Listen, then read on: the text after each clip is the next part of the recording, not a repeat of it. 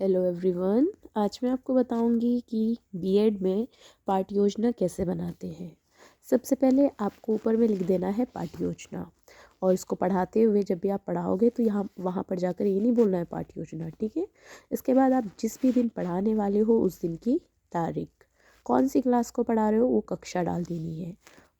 आप हिंदी पढ़ा रहे हो तो उसमें विषय में हिंदी आएगा, और उप विषय गद्य पद्य, अगर कविता वगैरह पढ़ा रहे हो तो पद आ जाएंगे, और अगर आप कहानी पढ़ा रहे हो तो वहाँ पर गद्य आ जाएंगे। उसके बाद वादन, यानी कि पीरियड कौन सा है, फर्स्ट सेकंड थर्ड जो भी होगा आप अपने स्कूल के अनुसार या जो आपको अच्छा लगे वो आप डाल सकते हो। समय, यानी कि आप कितनी देर की क्लास पढ़ाने वाले हो, 30 मिनट 35 मिनट। इसके बाद है आप कौन से स्कूल में पढ़ा रहे हो उसका नाम, विद्यालय का नाम लिख देंगे। उसके बाद छात्र अध्यापिका का नाम, अगर आप छात्र हैं तो छात्र अध्यापक का नाम, और अगर आप महिला है लड़की हो तो छात्र अध्यापिका का नाम। इसके बाद आता है सामान्य उद्देश्य। जो ये सामान्य उद्देश्य है यह हर पाठ योजना के लिए एक जैसा ही होता है। सामान्य उद्देश्य से मतलब है कि हम हिंदी को पढ़कर हम हिंदी क्यों पढ़ रहे हैं, हिंदी से हम क्या सीखेंगे। छात्रों में हिंदी साहित्य एवं भाषा के प्रति रुचि जागृत करना, छात्रों के शब्द भंडार में वृद्धि करना, छात्रों को कल्पनाशील बनाना, छात्रों को व्याकरणिक त्रुटियां सुधारना, मतलब जितनी भी वो गलतियां कर रहे हैं उसको सुधारें, उसका हम उसमें रुचि लाएं हिंदी में। इसके बाद है विशिष्ट उद्देश्य, यानी कि जो इस पाठ से संबंधित होंगे, उसी जो भी हम उससे सीख रहे हैं या हम जो सिखाना चाहते हैं उसे हम बोलते हैं विशिष्ट उद्देश्य। सबसे पहले है पाठ के माध्यम से छात्रों को जल का महत्व समझाना। जैसा कि हमारा पाठ था पानी की कहानी, तो हम यहाँ पर क्या पढ़ने वाले हैं कि हम उसके बारे में हम उसमें क्या पढ़ रहे हैं। तो टीचर को पहले से पता होता है हम क्या पढ़ने वाले हैं, क्या पढ़ाने वाले हैं। तो यहाँ पर वही लिखा है, पाठ के माध्यम से छात्रों को जल का महत्व समझाना। पाठ के माध्यम से छात्रों को जल की अवस्थाओं के बारे में बताना, छात्रों को जल की उपयोगिता बताना, छात्रों को पाठ के माध्यम से जल चक्र समझाना। इस प्रकार जो उस पाठ में पढ़ने वाले हैं वो हम यहाँ पर 3 पॉइंट में कोई भी 3 पॉइंट लिख देंगे। हाँ, यहाँ पर आपका ये रह गया है प्रकरण। जब आप यहाँ पे विषय ले लोगे उसके बाद आप यहाँ पर उप विषय लोगे, गद्य पद्य में क्या है। प्रकरण में आता है टॉपिक, यानी कि आप टॉपिक पढ़ा कौन सा रहे हो, कौन सा पाठ है, तो उसे हम बोलते हैं प्रकरण। इसके बाद है सहायक सामग्री, पढ़ाते समय आप क्या इस्तेमाल करने वाले हो, तो आप यहाँ पे chalk, duster, black board, chart, और आप जो भी यूज़ कर रहे हैं उसका नाम लिख सकते हो। और उसके बाद इत्यादि, इत्यादि का मतलब कि बहुत सारी चीज़ें जो भी और बची है वो सब। इसके बाद है पूर्व ज्ञान, यानी कि छात्र जो आप नया चैप्टर पढ़ा रहे हो, कहानी पढ़ा रहे हो, उसके बारे में छात्र क्या जानता है पहले से, आप उसे कैसे जोड़ोगे। तो छात्र जीवन से जुड़ी सामान्य जानकारी रखते हैं। इसके बाद आते हैं आपके प्रस्तावना प्रश्न, ताकि आप पाठ को छात्रों से जोड़ सको, वो अच्छे से सीख जाए कि आप क्या पढ़ाने वाले हो। तो उन्हें हम क्या कहते हैं, प्रस्तावना प्रश्न बोलते हैं। तो यहाँ पर है सबसे पहले, ये लगभग 4-5 तो होने ही चाहिए। छात्र अध्यापिका क्रियाएं, यानी कि जो पढ़ाने वाला है वो क्या बोलेगा, और उसके बाद जो छात्र हैं वो क्या क्रियाएं देंगे। मानव की मूलभूत आवश्यकताएं क्या है, तो रोटी, कपड़ा, भोजन इत्यादि। इसी में से आपको एक शब्द उठा लेना है, फिर यहाँ पे क्वेश्चन बनाना है। भोजन किससे पकाते हैं, तो यहाँ पर हो जाएगा ईंधन। फिर यहाँ पे ईंधन आया तो इसी से हमें आगे क्वेश्चन जोड़ना है। ईंधन किससे प्राप्त होता है, पेड़ पौधों से। पेड़ पौधों को हरे बनाए रखने के लिए किसकी आवश्यकता होती है, मिट्टी, खाद, पानी। जो भी बच्चे जवाब दे वो भी रखना है, और आपको ये अपने जवाब पे भी फोकस करना है। इसके बाद है पानी की कहानी के बारे में आप क्या जानते हैं, तो छात्र क्या है, संभवतः निरुत्तर हो जाएंगे। तो अब आप यहाँ पर चौक हाथ में लेंगे और ब्लैक बोर्ड के साइड लिखने से पहले आप सामने बोलेंगे एक बार, छात्रों आज हम पानी की कहानी नामक पाठ का आरोह अवरोह क्रम में रसास्वादन करेंगे। और आप जब ये इतना बोल दोगे तब आपको ये बोलने के बाद यहाँ पर प्रकरण का नाम लिखना है बोर्ड पर। फ्रेंड्स, ये पहले नहीं लिखना है, जब आप यहाँ पे ये लिख दोगे, ये एंट्री कर दोगे बोर्ड पे, आप प्रकरण लिख सकते हो आप ये, पर ये नहीं लिखना है पानी की कहानी। ये आपको तब लिखना है जब आप यहाँ पे उद्देश्य कथन बोल दोगे, ठीक है।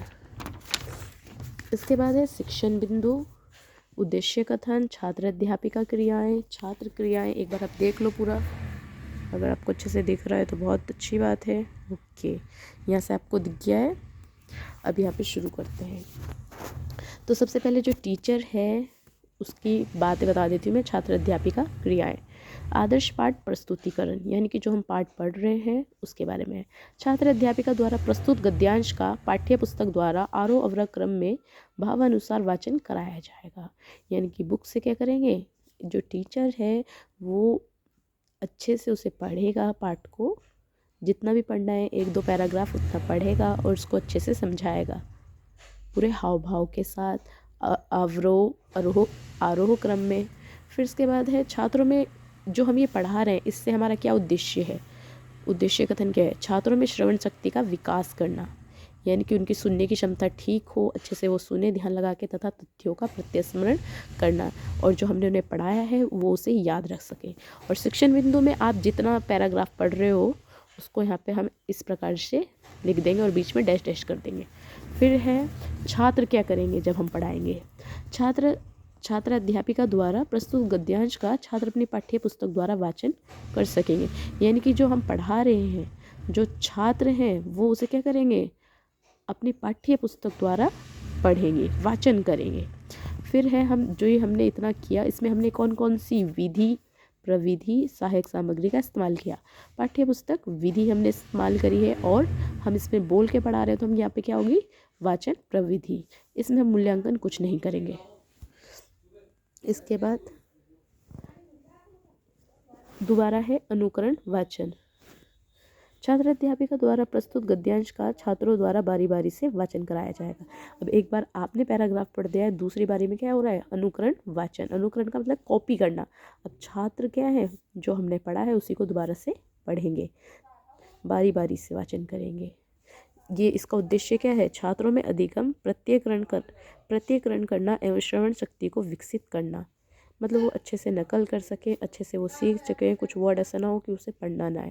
और जो ये शिक्षण बिंदु है ये सेम चलता रहेगा नीचे तक। फिर इसके बाद है छात्र क्रियाएं क्या होगी। छात्र अध्यापिका द्वारा निर्देशित गद्यांश का छात्र बारी बारी से वाचन करेंगे। छात्र क्या कर रहे हैं, उसको बार बार पढ़ रहे हैं और इसमें क्या हो रही है, वाचन विधि है, यानी कि इसमें मुख्यतः क्या कर रहे हैं, पढ़ रहे हैं। और इसमें क्या है, टीचर देख रहा है, निरीक्षण कर रहा है, तो इसलिए हो जाएगा निरीक्षण प्रविधि।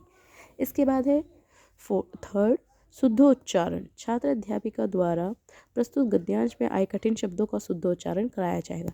यानी कि जो कठिन शब्द है, जो बच्चे से पढ़ा नहीं गया है, उसको क्या करेगा, टीचर बोलेगा कि ये वो शब्द है, ऐसे पढ़ना उसको सिखाएगा। जैसे यहाँ पे शुद्धोच्चारण है तो इसको एक बार वो पढ़ के सुनाएगा और फिर छात्र उसके पीछे रिपीट करेंगे।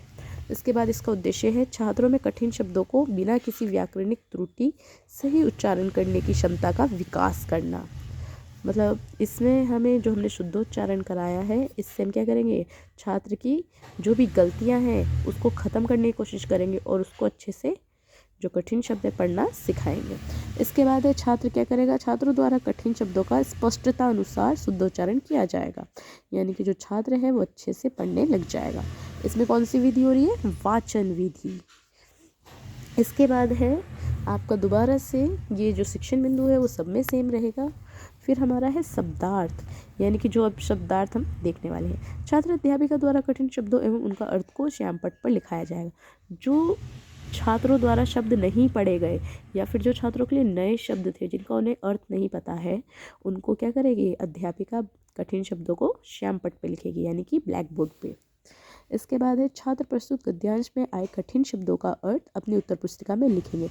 और यहाँ पर अब छात्र क्या कर रहे हैं, छात्र क्रिया क्या हो रही है कि जो कठिन शब्द मैम ने ब्लैक बोर्ड पे लिखाए हैं उन्हें अपनी नोटबुक में लिखेंगे। इसके बाद कौन सी विधि हो रही है हमारी, ब्लैक बोर्ड विधि हो रही है। तो ब्लैक बोर्ड में हम ये 4-5 शब्द कुछ भी इस प्रकार से लिख देंगे, शब्दार्थ करके यहाँ पे शब्द लिखेंगे, उसका अर्थ लिखेंगे और हम इसे बोर्ड पे लिख देंगे और छात्र इसे अपनी नोटबुक में उतारेंगे। तो इसका उद्देश्य क्या था, छात्रों में कठिन शब्दों के अर्थ को प्रत्यास्मरण करने की क्षमता का विकास करना, ताकि वो कठिन शब्दों को क्या कर सकते हैं, उनका अर्थ जाने और उनको याद रखें। तो यहाँ पर ऐसे होगा। फिर हमारा एक पैराग्राफ कंप्लीट हो जाएगा पढ़ाकर, फिर हम नेक्स्ट बढ़ेंगे आगे। फिर नेक्स्ट में फिर से जो आपने यहाँ पे किया सेम टू सेम जो आपने यहाँ पे किया है यही पीछे रिपीट होगा, बस शिक्षण बिंदु क्या है वो परिवर्तन हो जाएगा और जो शब्दार्थ है वो अब दूसरे पैराग्राफ के हो जाएंगे, बाकी सब चीज़ें क्या रहेंगी, सेम रहेगी। आप एक बार देख लीजिए, ठीक है, ये देख लीजिए सेम है चीज़, यहाँ पर भी सेम है, बस यहाँ पर क्या चेंज हो गया है हमारा पैराग्राफ, ये वाला शिक्षण बिंदु, बाकी क्या है सब चेंज सेम है। और ये जो हमारा ब्लैक बोर्ड है इसके शब्दार्थ भी बदल गए हैं। इसके बाद आते हैं लास्ट में। अब लास्ट में क्या है, आपने पढ़ा दिया है, आपने कठिन शब्द भी लिखा दिए हैं, अनुकरण करा दिया, आपने बच्चों से पढ़ा लिया। अब इसके बाद है लास्ट जो हमारा रहता है, इसमें आपको क्या करना है, जो हमने अभी इससे पहले लास्ट पैराग्राफ पढ़ा है ना उसका लिखना है इसमें हमें। और यहाँ पर हम उन्हें छात्रों का मौन वाचन कराएंगे। छात्र अध्यापिका द्वारा प्रस्तुत गद्यांश का छात्रों द्वारा पाठ्य पुस्तक के माध्यम से मौन वाचन कराया जाएगा। यानी कि जो पाठ्य पुस्तकें हैं अब छात्रों के अपने सामने रखी होगी, छात्रों को कहा जाएगा कि चलो अभी आपको मैंने पढ़ाया, फिर आपने पढ़ा, उसके बाद मैंने आपको कठिन शब्द बोलने सिखाए, उसके अर्थ बताए, फिर बाद में अब आप क्या करोगे, इन सबको मौन वाचन करोगे। अब आप अपने मन में शांति से बैठ के इसको पढ़ लीजिए। फिर छात्र क्रियाएं, छात्र अपनी पाठ्य पुस्तक के माध्यम से मौन वाचन करते हैं। अपनी अपनी पाठ्य पुस्तक छात्रों पे होगी और वो उसे पढ़ेंगे। उद्देश्य कथन क्या था, छात्रों में प्रस्तुत गद्यांश का चिंतन एवं मनन करने की क्षमता का विकास करना।